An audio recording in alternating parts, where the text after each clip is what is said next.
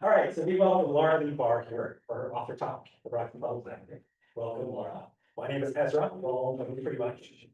I've had the pleasure of seeing Laura's writing career from way back 20 years ago. We've actually been together for nearly 20 years, so I've gotten to see her progression as an author, and also the inception of this book, which I'll tell you about.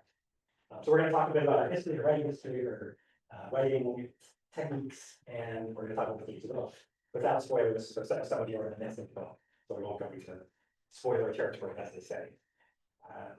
So do you want to introduce yourself at all? Yes, hello, my name is Laura Bahr. Thank you so much for being here. Thank you for the people who are joining us on Zoom and watching on live stream or in the future. So I'm going to start by reading the synopsis on the back of the book, and then Laura's going to do a short reading from the beginning. It's called Who is the Liar? What's a sister for, if not to help catch a monster? In a tight-knit town in the 1980s, the child killer is on the loose, and Topaz's parents are on edge. At 10 years old, Topaz is so vulnerable, but she has nothing to worry about. Her eldest sister, Ruby, has made sure of that. Swearing Topaz's secrecy, Ruby reveals she has trapped the monster in their root cellar. Bound in blood in Nicole's face is kindly Brother Johnson in the church. Pleading with Topaz to cut him loose, he says her reckless sister is a lie. Brother Johnson is right about that. Ruby does lie. She also likes to scare people. Still, even Ruby wouldn't lie about this, would she? The game and the secret is in her hands, but Topaz just wants to do the right thing. Let Brother Johnson die in Nicole's face, or try to set him free and see what happens next. You're going to start to read from the beginning. I'm going to read from the podium. Stand up. So great. Okay. Chapter 1. We are a happy family, like all happy families, except for my sister Ruby. The rest of us bow our heads for the blessing on the food, but her head doesn't bow. I close my eyes as Dad says the prayer. May this food nourish and strengthen our bodies. I open my eyes just to peek. Ruby's eyes are wide open, staring at me. I quickly shut my eyes and keep them shut tight. Amen. Boiled beets, mashed potatoes from a box, ground liver mixed with vegetable soup from a can. Mom puts the mashed potatoes on the plate and beets on the side. She scoops the vegetables and hamburger mix onto the mashed potatoes. I used to call it soupy potatoes when I was littler. It's my favorite meal. Lavender and Lily complain to each other that the beets make their mashed potatoes pink. They don't want them touching each other. Dad points out they all end up missing in their stomachs anyway. Boiled beets bleed, I say like it's a tongue twister. It's no blue bug's blood, that's where I tongue twisters go, but it's the truth about beets. Topaz doesn't mind pink mashed potatoes, Dad says, giving me a wink as I start wolfing down my food. I love pink mashed potatoes, I say. Grody Topaz laughter says, don't talk with your mouth full. We interrupt the dinner of soupy potatoes, Lily says like a newscaster, to bring the story of the little girl who refuses to close her mouth when she chews. Topaz, what do you want to tell the folks at home? Lily reaches a spoon across the table like it's a microphone, and I open my mouth wide so the twins can get a really good look at partially chewed food in my mouth. Lavender squeals. That's so Barth. Okay, enough of this news story, Dad says, trying not to smile because he knows Mom likes us to have good table manners. Ruby ignores Lavender and Lily completely like she usually does during dinner, and she keeps staring at me. I shut my mouth and look back down at my food and watch how much my boiled beets bleed as I dig into them. There's something wrong with Ruby, but there's always something wrong with her. She's always in trouble at school. She's always making trouble at home. I won't let it slip about her sneaking out last night, but I worry I might accidentally say the wrong thing without even knowing it, and then she'll sit near me in the dark and tell me like a bedtime story starts. How what I did, I shouldn't have done, and how I should have known not to do it. And sometimes the punishment comes then, a pinch so hard that I scream into the pillow.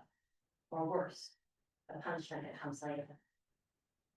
The time my hamster disappeared, that was the worst. Ruby said she had nothing to do with it, but her lopsided smile told me otherwise.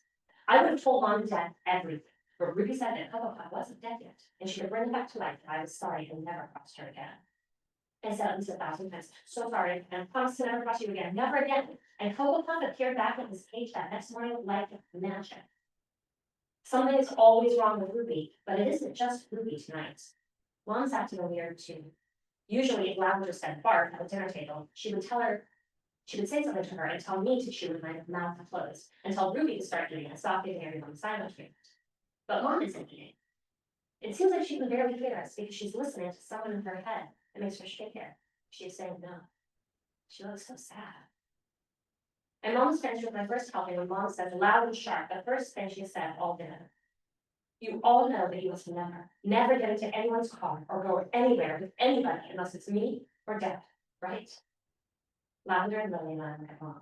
We three nod our heads. Only Ruby doesn't look and doesn't nod. She starts down her food like Mom isn't saying anything serious at all.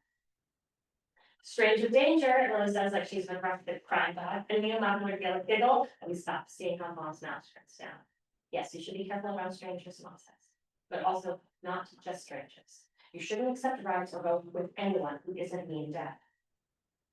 What about Uncle Gerald? Or Aunt Jess?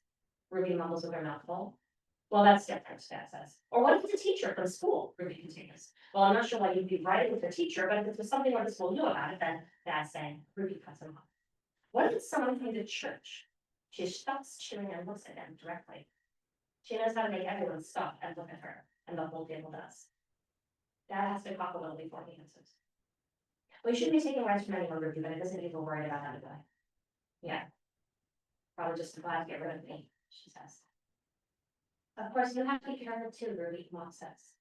But the people that this monster is taking are much younger than you. He's taking children. The last one. And this next part comes out with a cry. Was younger than Topaz. And then everyone turns and looks at me. I am 10. Lily and Lavender are 14. Ruby is 16. I'm the baby at the camp. I like being a baby because it means it's special. I want to make Mom feel better, so I promised her, just like she asked, my face serious, so she knows I'll keep it. I'll only get in the car with you or Dad. Promise. Mom smiles at me, but the tears run down her face. Thank you, baby, she says. The police will find me, Dad says to Mom, firm voice as if it's already happened, and give him the electric chair.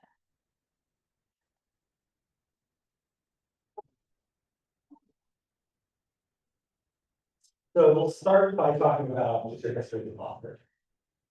Can you tell us about your publishing history? Starting with Hunt, which was your first publishing novel, leading up through the publishing of this one, and including education as well. Yeah,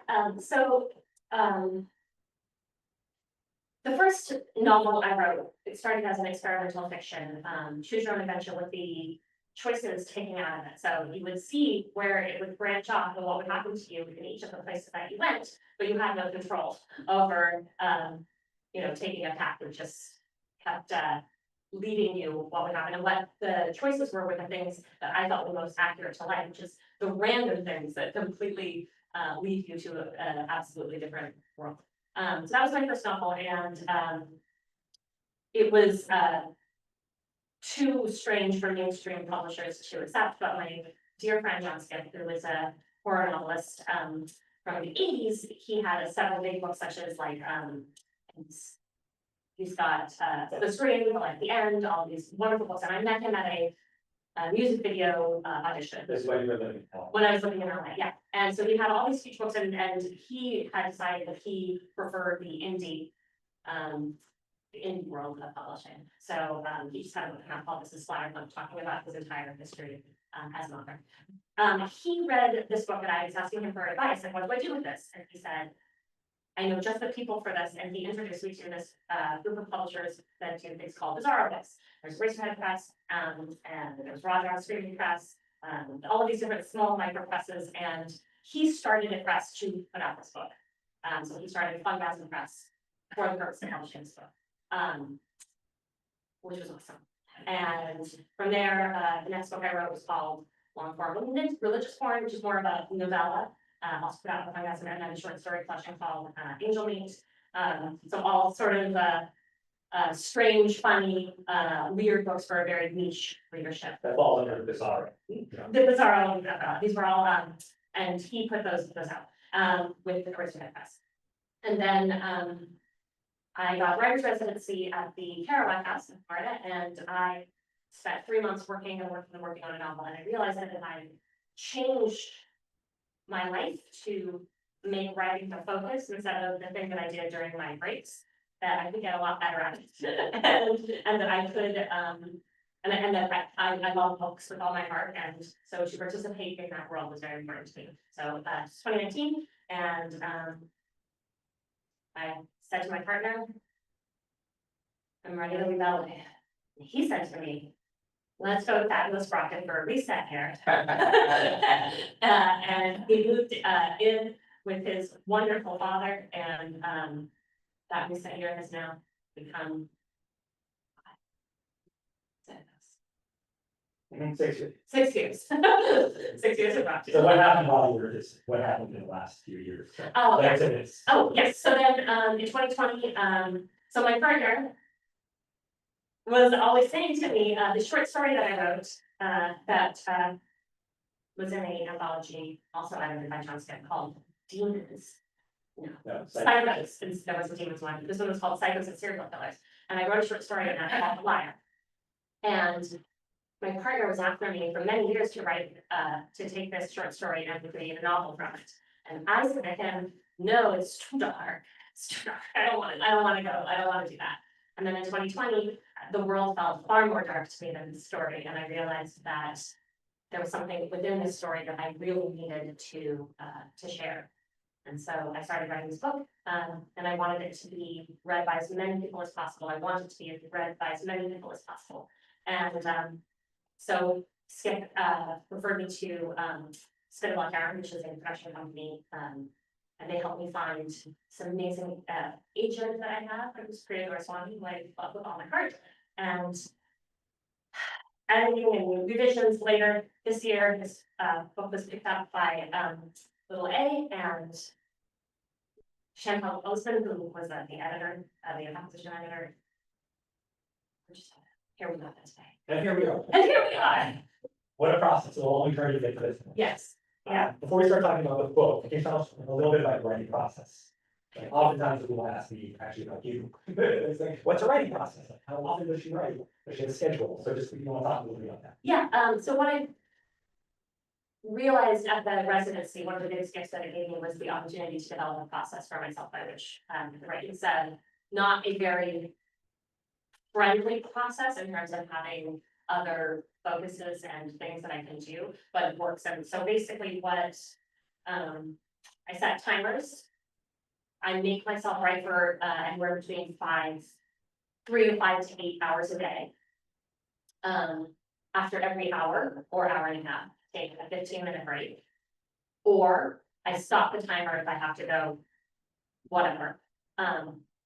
And through this process of just forcing myself to write or be in the process of writing, I managed to produce it. But for me, it's about time, not about pages. That's trust. Or even quality. Mm. Something that like Carlton Melvin said at the panel in this article. This is really interesting. He said there was some. Is that bizarre? Yeah, it's another dark, like the grandfather. He said that there was they did an experiment, and it was with the ceramics class. And they basically said you can be judged by the quantity of ceramics that you produce or the quality of one ceramic that you do. And what they invariably found is that people who decided to go with quantity ended up having more quality than the people who just did more. That and that always stuck with me. It was the best thing I ever learned in a panel.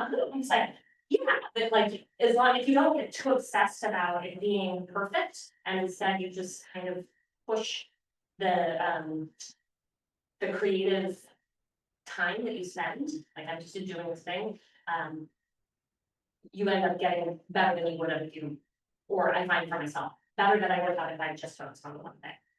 Any questions from people on Zoom or here about process?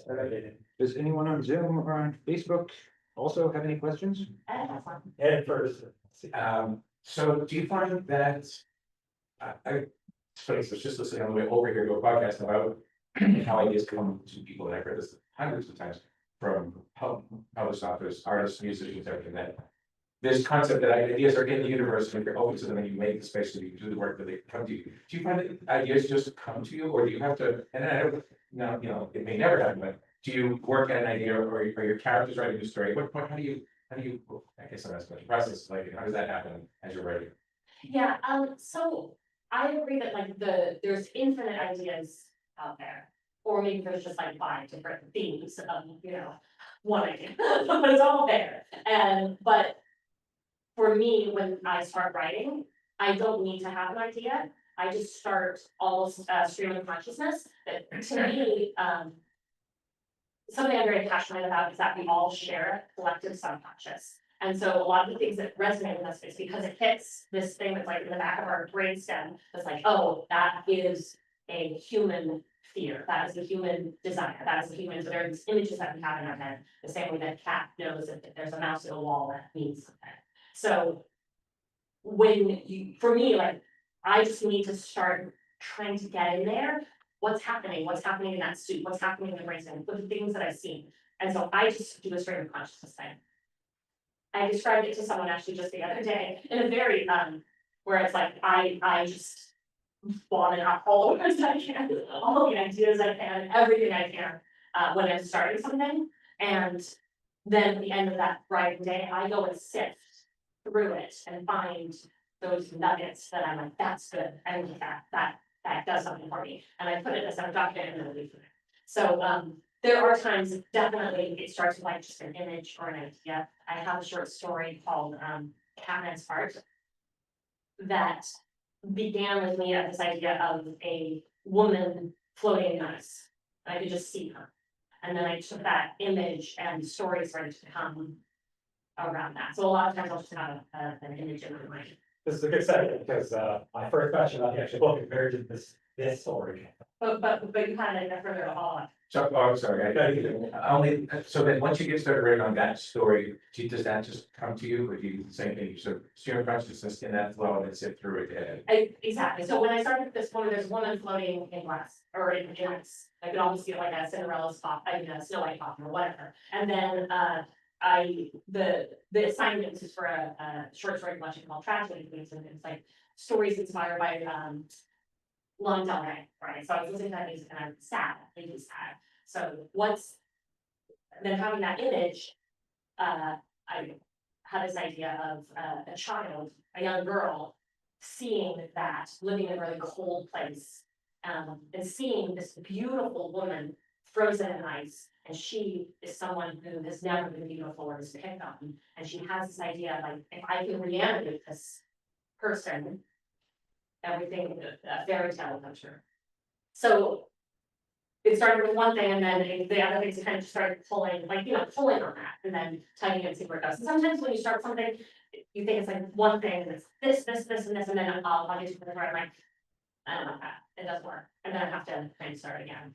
But at this point in my writing journey, I trust that it will go somewhere if I attend to it. If I give it the time, I don't cram it with like this, and I let it do what it's gonna do, I trust that it will come.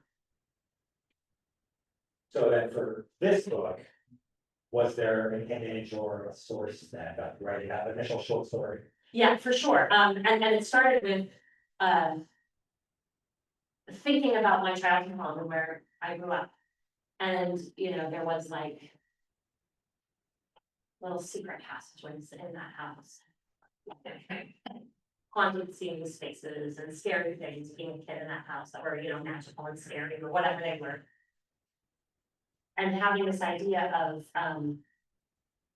how could you ever know if someone was truly guilty of something?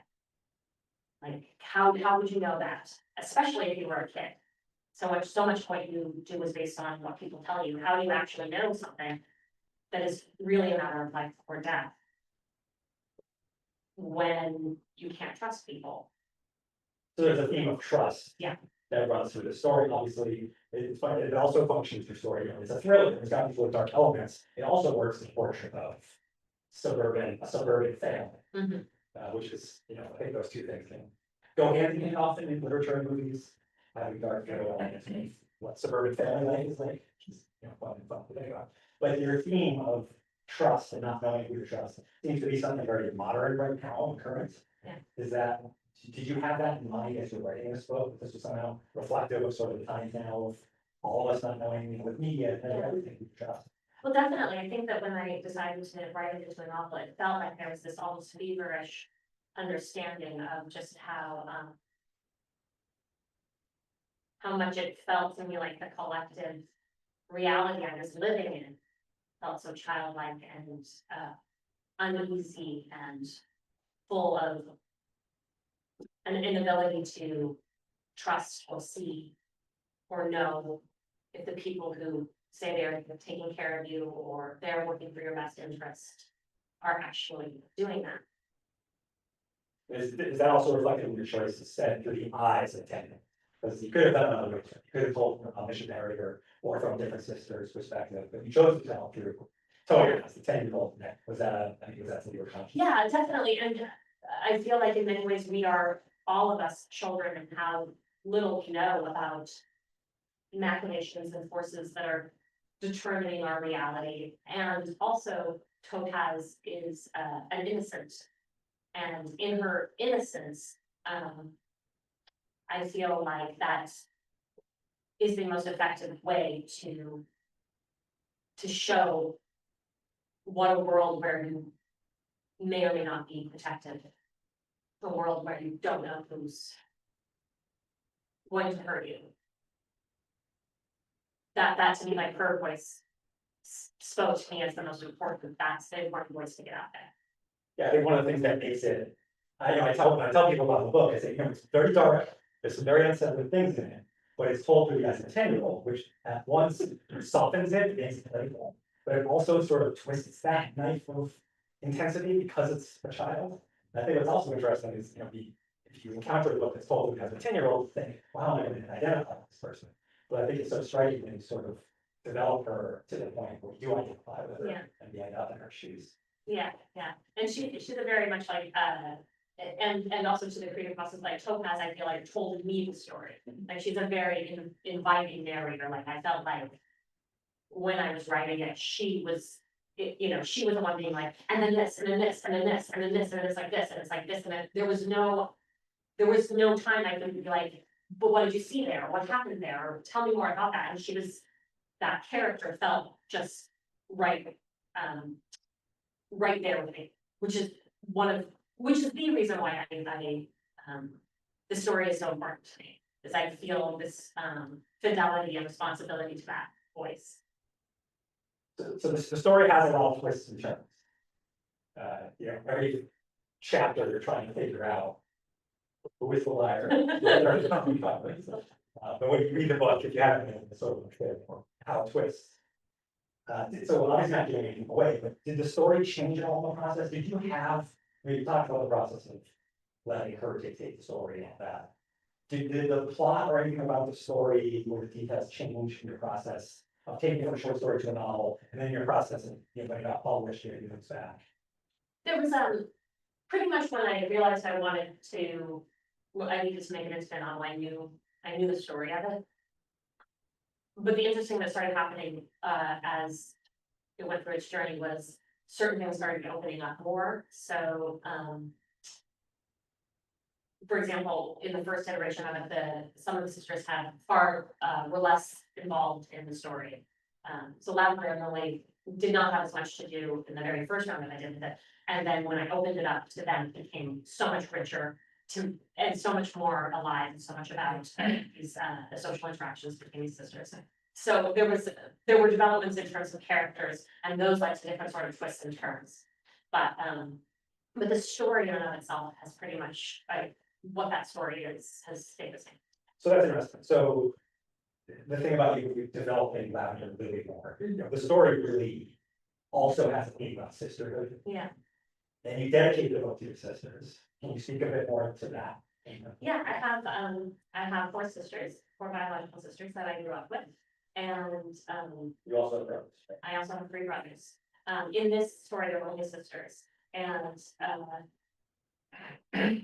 for me, this book is really about sisterhood, not just biological sisterhood, but sort of the collective sisterhood of trying to be there for each other, protect each other, or not. So by collective sisterhood you mean, are they a stand-in for all women? I mean, certainly they're young girls in the 80s. I wouldn't say that they're a stand-in for all women insofar as these characters, but I mean, in the idea of what does sisterhood mean, we are all sisters, we're all brothers, yes. But not these characters. I wouldn't say, well, Lavender is like these type of women, Lily's like these type of women, but just that they are all sisters, and that in that way we're all united.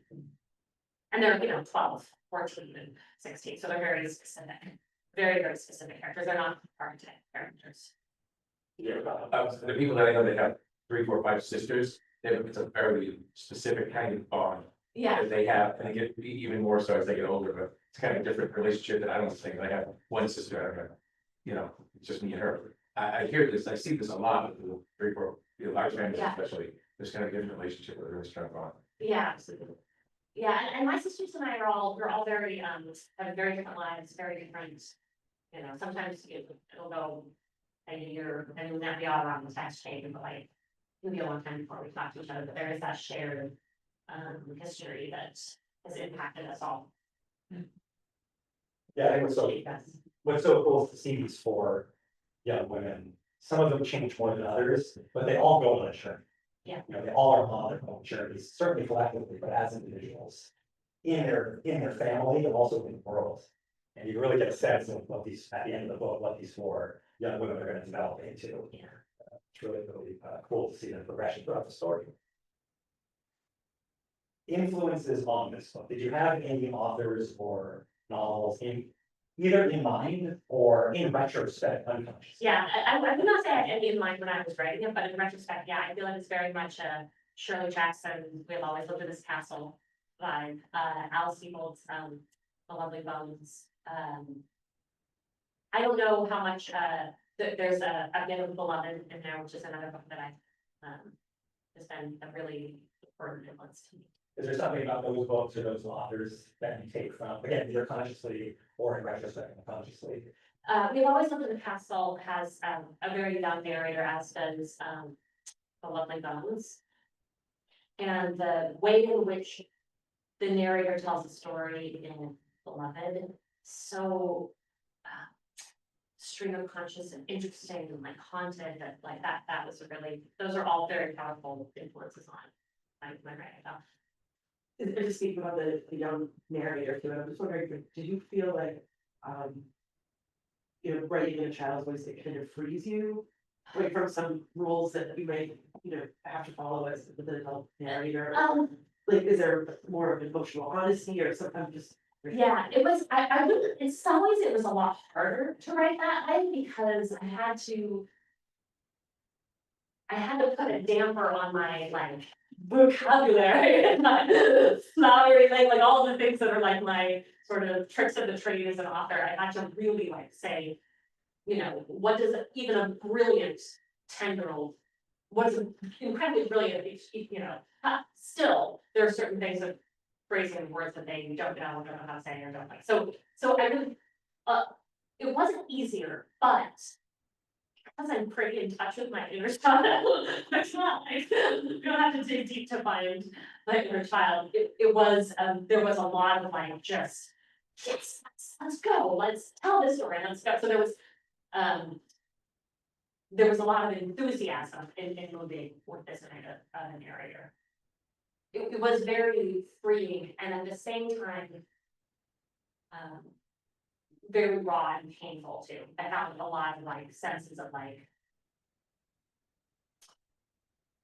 My best friend teaches a class on, healing your inner child, and I did that class. I had to spend a lot of time like being like, because it was, putting myself in this voice in a very scary place.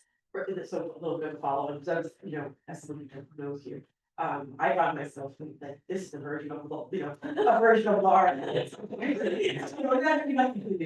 But just the voice, there's something that, is very interesting, and I was just wondering if you thought about that while you were writing on it, or if you invented another, a completely different child, or. No, Topaz is very, I mean, she is a different child, but she is very close to me, certainly. Especially voice-wise. Yeah. And then things like, of course, I always wanted to, there's a lot about English Artist Angel, there's a lot about 9%, there's a lot about, kids at school being like, what up here? That. I was always incredibly popular.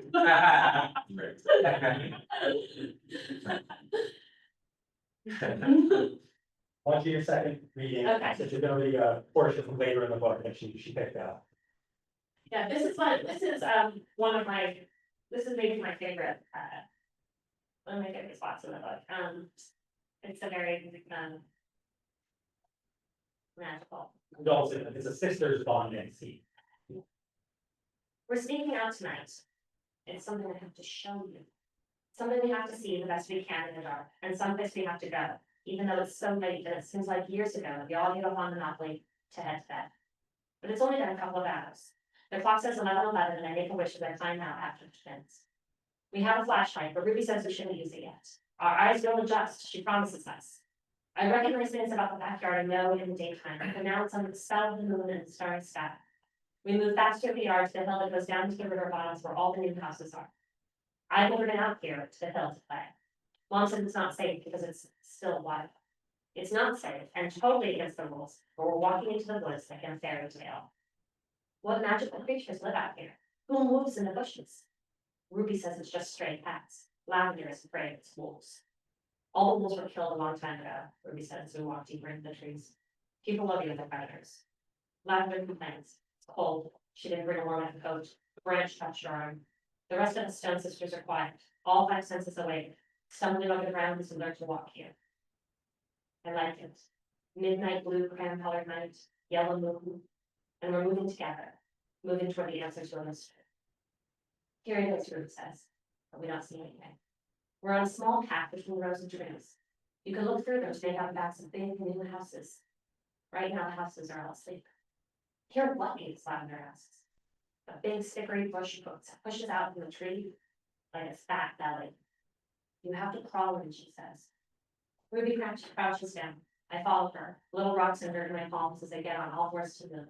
I hear the sound of the zipper. She disappears into something, and then she turns around, her arms pulling and guiding me in. We're inside a secret TV.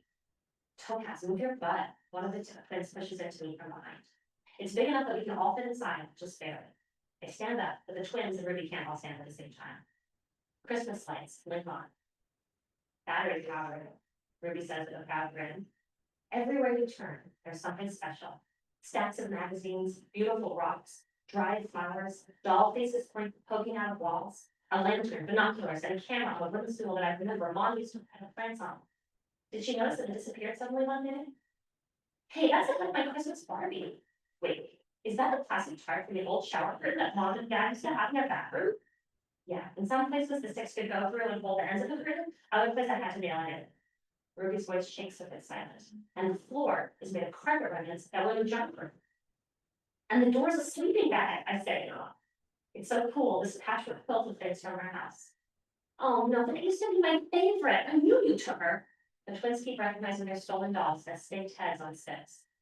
A piece of purple agate on the top of a small pile of round river rocks makes me jealous. Ruby has a stash of rocks that she needs to share it. Well, maybe she's sharing them with me by bringing me here. Yeah. She pulls out a walker from a little cubby and puts it in her set. Oh, too much, I like this, she says, putting the headphones on my ears. The Go-Go's. I don't really have a favorite band, but if I did, it'd be them. But they're also Ruby's favorite, so I don't want to just copy it. I love this song. It's like us. Our lips are sealed. Lavender snuggles under a fuzzy blanket from him, so that's what I was going for. This used to be mine. I dance to the music on the Walkman, on purpose bumping into the bodies of my sisters. This is so rad, Lois says. I mean, really seriously rad. You did this all yourself? Yeah, Ruby says. I guess church camp was good for something. Didn't you have to build stick teepees too? It's not like rocket science. But yours is so cool. Like, it's the coolest. Lily touches the doll's head that used to belong to her. What are you listening to, Topaz? I put the headphones on me. Ruby built a dumb hideout and decorated it with junk and our dead dolls. So what? Lavender says. It's cold and I'm tired. And why are we here? We're here so I can prove it to you, Ruby says. She turns off the Christmas lights, and now we only have the view of the flashlight. Above my head, the wall of the teepee is a rectangular flat which she lives. And then a window that's a straight sight. Come look. The lookout is at her head's height. Standing on her tiptoes, the twins can see where she's looking, but not me. I hop up to try to catch a peek through. She takes a step off the stool and pulls it over and helps me up so I'm tall enough so I can see out. The towering house shines white in the night. That's the place, she says. That's where he lives.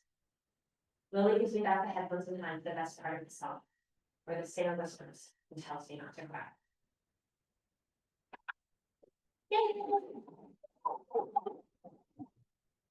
But it always occurs to me now, the idea of how to build those song. Yeah. As a repeated motif, Yeah, and Songs of Angels, those are such fun, playful things from the late seventies and eighties. And it's such an interesting contrast to the dark subject matter in the book, mhm. but again, there's that playful quality, it sort of softens it a little bit, but also twists it actually more. Did you consciously pick, yeah, it seems like Charlie and you were a fan. Oh, yeah, and I love that song, and I really love that song for a second, I was like, when we were like battling around the titles, I was like, it could be called, just. Cause it also is that, it's like keeping a secret, and things like that, secrets, there's so much about secrets in there. But the reason why I love that part of the book so much is because I love the idea, this never happened to me and my sisters, but I love the idea that it could have, that we could have like made that there was some magical teepee somewhere, like, and we could have had this like secret hideout, and then when so in this imaginative space line, I feel like there are all of like these like secret places that me and my sisters that we never did or had, but it like creates this little pocket of imagination that feels so cool and secret and goes back to the previous thing time that wasn't there. And it's this real contrast to the cold space, the Right. root cell is also a secret private space. Yeah. But those are two very different. Yeah. Vibes. Very different vibes. Does anyone on Zoom have any questions? Yeah, or on the Facebook chat, you can just post your question in the comments. Let us know if anything comes up. So I'm always intrigued by the idea that we kind of live in a civilized society, which is really a facade. Right. I jokingly say, in Dollar Jungle, there's someone who's like the city, you Yeah. know? And this sense of danger, I guess, do you think that is the sort of the connection that children experience this, we're cocooned by safety, and yet we're not really safe, and sometimes we are safe, but then when things bad happen, but we realize, oh, we're not really safe, it's just we think we're safe, or we are protected until we're not. Yeah, the accident, right, the like suspension of disbelief, Yeah. like suspension of belief, I don't know, yeah. This idea of like, right, that as a kid, it's interesting because the things that you're scared of, you don't even know how to be scared of like the right things, right? You're scared of things, but you don't know what was actually dangerous and what actually isn't dangerous, it's really hard to figure out, like, it's really hard to know. What have you read in the last 6 months or year that you could recommend, or any books you recommend to pair with this or similar themes? Well, definitely the ones though that I've listed before are great as a pairing. With So Shirley Jackson, Yeah. We Have Voices in the Castle. Mhm. Lovely bones. Lovely Bones and Beloved, of course, yeah. Well, I also think the lottery. Oh, of course, yeah, anything by Shirley Jackson. Yeah, well, just because the small town. Yeah, Right. absolutely. So those are always ones that I think, I've been devouring history books lately, so the awesome history book I just finished is called 1861 by Adam Goodhart. If you want to learn about country's history in 1861, it is. And you're reading that for a reason. Yeah, so, my next book is with this publisher, it's called The Knocking, and it's historical fiction, and it takes place in 1850. And they bought 2 books from me, so it's, The Knocking takes place in 1850, and the next one takes place in 1862. So I'm working on finishing the 1851, and then going to 1862. Where's the The second one or the first one? the first one? The first one's set in upstate New York, in what's called, I guess, that's very Turtle Bay, the horse breeding estate, and a little bit of New York City. So that's the 1851. And then the second one's going to take place in Will, Washington City, as it was called then, before it was incorporated into Washington DC. And can you give us kind of a rough idea of what the story is? Yes, absolutely. So it's a newspaper reporter going to Horace Greeley's to try and lobby him against the compromise of 1850, which just passed. And when she is there, she encounters a young girl who is basically like channeling the dead child of his dead child or his wife who's very sick. And our reporter is pretty sure it's a fraud, but things keep happening that are very confusing and making her doubt her grip on reality. So she tries to navigate what is happening with this domestic drama when Mary Greeley, Horace's wife, goes into a coma, and she's wondering if she's been poisoned or what's happened to her. And meanwhile, trying to get him to come out with advice. Sounds very interesting. It's a lot. I look forward to reading. Thank you, yeah, I'm in it. The last question, why do you think crime, true crime, and dark tales right now on TV and movies and books seem to be a popular thing now? Seems like. I feel like, yeah, they're always popular, and I think that the reason why they are is because it gives a sense of like, there's something that you can solve, something happened. And if you like figure it out, you can, it's almost like a very satisfying mathematical problem in a very dark way, right? Like, oh, if I solve this problem, I can solve this murder, solve this mystery, and I know what happened. And then in some way, the justice is knowing what the truth is, right? There's a solution out there, there's an answer out there. And I think in particular, when there's so many things that are so far outside of our control, that seem so horrible, like, you know, you can obsess about like a very small number of what happened to, this person disappeared, this person was murdered. You can kind of narrow in on that, and then it allows you a relief from the huge number of people who are dying in ways you have no control over, in ways that are, from war, from famine, from all of the other things. This is a very particular, oh, I can solve that. So it seems like almost like a parallel to horror, right, or horror stories. Yeah, there's a sense of control, a sense of like, Oh. efficacy, yeah, like if you can survive this, or you can figure it out. Yeah, I had a English teacher who was very into mysteries. And one of the ways that she kind of justified it, I think, was a similar way. Well, often in the traditional British mystery, there's a village and things are good and then someone gets murdered, but then there's sort of a restoration to everything being good again. Right, exactly. At least until someone is killed in the next book. Exactly. How many people have they killed in Midsummer Murders at this point? I don't know. So many people. 90% of the counts, probably. Right. Thank you, Laura. Thank you to the Rockland Public Library. Thank you, Warren, for setting this up. To Warren for setting it up. And if any of you have any questions later, I can relay them to Laura for you. Thank you.